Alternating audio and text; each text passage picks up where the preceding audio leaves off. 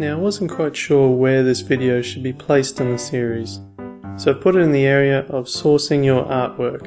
However, if this is your first time watching this series through, I recommend watching this video directly after video 306.5, as that video shows you how to break up your background images, and the background images used in this video will be based on those broken up images. So I know that's a little confusing, but in order to get the most out of this course, it's probably good to come back at that point. Okay, so with icons for iOS and Mac, you'll need to be able to export them at multiple different sizes.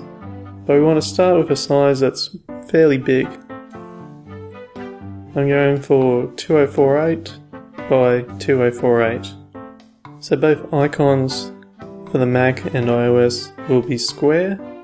However, they do work a little differently. iOS icons will have rounded edges and cannot have transparent backgrounds, whereas on the Mac, the edges will remain square and you can have transparency.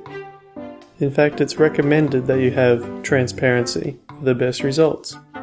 So I'm just going to start this image by bringing in our furthest back background piece and placing it somewhere in the bounds of the square that look good. Now I'm just going to drag on another one, which will be my trees layer, and I'll place that somewhere on here that looks good as well. Then just use the tick button to place it.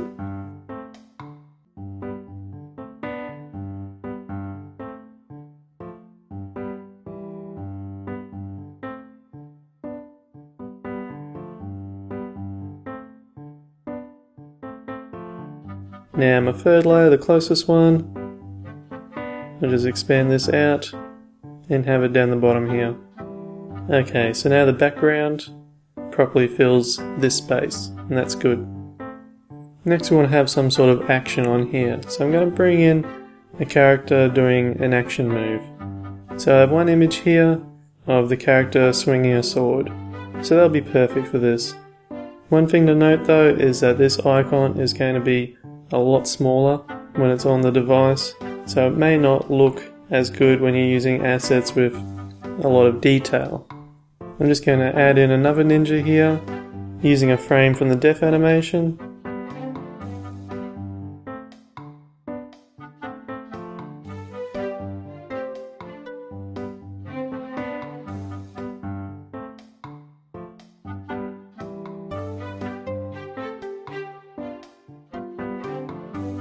I'm just going to zoom right out to the actual size that it's going to be on the screen, and it doesn't quite look right.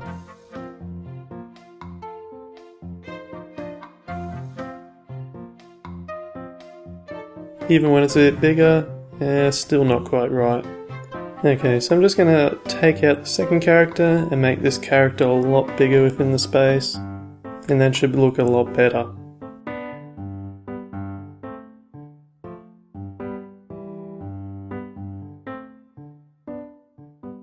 So I have two characters here, one I'm going to use for the Mac and one for iOS. So if I come up to File, then Save for Web, I can now scale the image down to the right sizes that is needed for our application. I recommend naming these files in a way that includes the size of them. So if your image is 64 by 64, name it icon-64. Okay, so do that for each resolution for iOS. If you don't know what these resolutions are, you will see these in a later lesson when we come to preparing the app for the App Store. Now when I come to doing my Mac icon, I'm just going to take out the background entirely so that that transparency will really help, and the character's just going to be standing on their own. And once again, File, Save for Web, and change it to the right size that you need. Okay, so that's the icons.